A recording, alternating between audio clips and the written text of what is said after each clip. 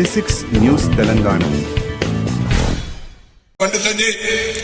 మా అమ్మ కాళ్ళు మొక్కి కాళ్ళ నీళ్లు తల మీద పోసుకుంటే కూడా పాపం పోదు. మా అమ్మ 85 ఏళ్ళు దాని బదులు చేసుకుంటది. అటువంటి మా అమ్మను నేనట అమ్మ పేరు మీద ఈయనైనా రాజకీయాలు ఎన్నడు. ఆయననే కోయడలా చిగురుమామిడిలా హుస్నాబాద్లా పాత్రికేయుల సాక్షిగా ఈయన భార్య బిడ్డలు కంటే ఈయన భార్య బిడ్డలు కంటే ఆ బిడ్డ ఈయన భార్యకే పుట్టిందని నర్సు చెప్తే తెలుస్తుంది అనేటువంటి మూర్ఖుడు మనిషి. తల్లికి బిడ్డకు పేగబంధం ఉండదా? ఆ తల్లికి ఆ బిడ్డ పుట్టిందని నర్సు చెప్పాలా? అటువంటి వాడు మన పార్లమెంట్ సభ్యుడైతే నాకైతే సిగ్గు అనిపిస్తుంది, మానవ అనిపిస్తుంది అని ఈ సందర్భంగా చెప్తాను. అటువంటి వ్యక్తి నువ్వు ఎట్లాంటివరా అని నేను అడిగితే ఆయన నన్ను ఏమన్నాడంటే, నేనంట రాముడు జన్మ గురించి అడిగినట్ట. రాముడు ఎక్కడ పుట్టినని ఎవడన్నా విధవ అడుగుతాడా? ఎవడన్నా పాపాత్ముడు అడుగుతాడా? నేను నాంపల్లి గుట్ట వేమురావాడు అక్కడ చెప్పినా నేను రాముడు జన్మ గురించి అడగలే. రాముడు జన్మ గురించి అడుగుంటే నిరూపిస్తే నన్ను నేను కాల్చుకొని వస్తా, నా కొడుక నాకు చూపెట్టుమని అడిగిన. దాని తర్వాత మాటలు పనిచేసిండు. అంతకుముందు మా అమ్మను పొన్నం ప్రభాకర్ ఆ అమ్మకే పుట్టినట్టు ఎట్లా తెలుసు అని అడిగిండు. నేను ఈ కౌంటర్ ఇచ్చినాక బుద్ధి లేని విధవ నా అమ్మ ఆత్మ బాధపడుతున్నటువంటి బతుకున్న అమ్మ గురించి 85 ఏళ్ళు నా తల్లి ఉంటే నా పుస్తకం బాధ.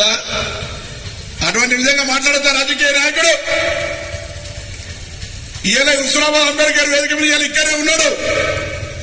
ఏ బీజేపీలో పోయి చెప్తే కూడా నేను అడుగుతా ఉన్నా, నీ తల్లైనా నా తల్లైనా ఒక్కటే కదా.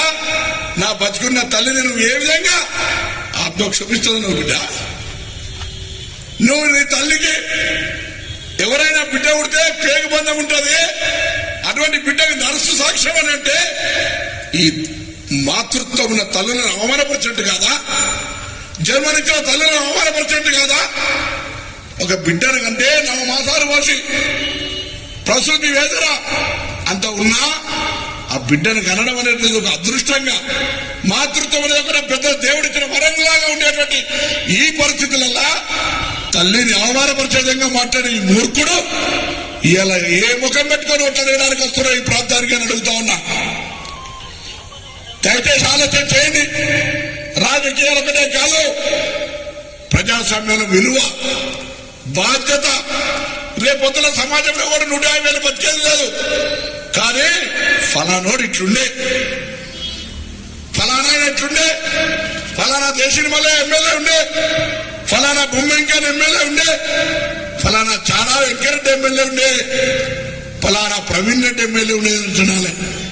కానీ మన పార్లమెంట్ సభ్యుడి పేరు చెప్తే రాష్ట్రంలో తూతు అని ఉంచే కాడికి వచ్చింది.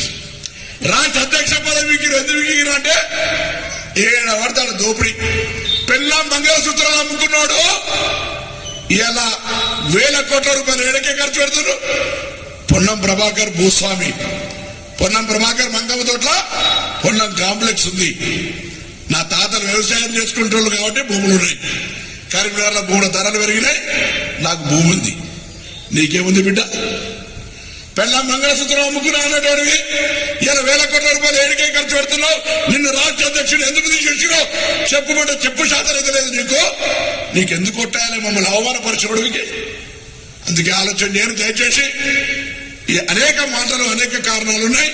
ఇలా హుస్నాబాద్ అంబేద్కర్ దగ్గర నేను తిడతాను. అందుకే అడుగుతాను మీ ద్వారా, పాత్రికేయుల ద్వారా అడుగుతా ఉన్నా.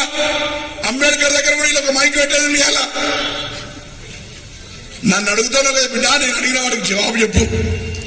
5 ఏళ్ళు ఎంపీ కదా, నేను 5 ఏళ్ళు ఎంపీగా ఏం చేసిండో ఈ కరీంనగర్ పార్లమెంటుకు ఈ గాంధీ సాక్షిగా, అంబేద్కర్ సాక్షిగా చర్చకు రావడానికి సిద్ధం ఉన్నా.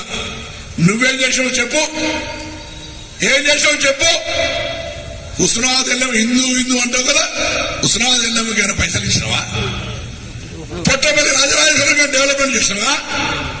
కొత్తగూడ వీరభద్ర మా హిందువులు, మేము కూడా హిందువులుగా ఆయన ఒక్కడైనా చెప్పుకుంటాడు కదా, డెవలప్మెంట్ చేసినావా?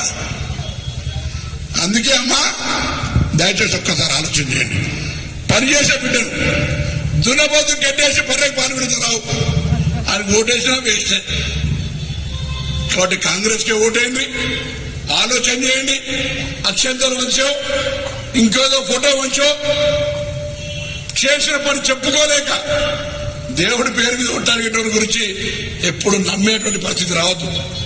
మనకు కష్టమో సుఖంలో ఉంటే మంచికో చెడుకో కలిస్తే ఓట్లేసిన వాళ్ళు లెక్క. కానీ అసలు ఏం సంబంధం లేకుండా నియోజకవర్గానికి రాక ప్రజలకు కలవాక ప్రజల ఇబ్బందులు ఉంటే పట్టించుకోక ఉన్నటువంటి గురించి ఆలోచించదని సందర్భంగా కోరుతూ దయచేసి మీ అందరూ కూడా 5 సంవత్సరాల అధికారంలో ఉండే కాంగ్రెస్ పార్టీ రాహుల్ గాంధీ గారి నాయకత్వంలో దేశంలో మొత్తం ప్రజాస్వామ్యాన్ని కాపాడాలని జరుగుతున్నటువంటి ప్రయత్నంలో ఉస్మానాబాద్ ప్రజలు చైతన్యవంతులు, తెలివిగా ఆలోచించే వాళ్ళు. దయచేసి అందరూ కూడా ఈసారి కాంగ్రెస్ పార్టీని గెలిపిమని కోరుతూ మీ అందరికీ హృదయపూర్వకంగా నమస్కారం చెప్తూ సెలవు తీసుకుంటూ కాంగ్రెస్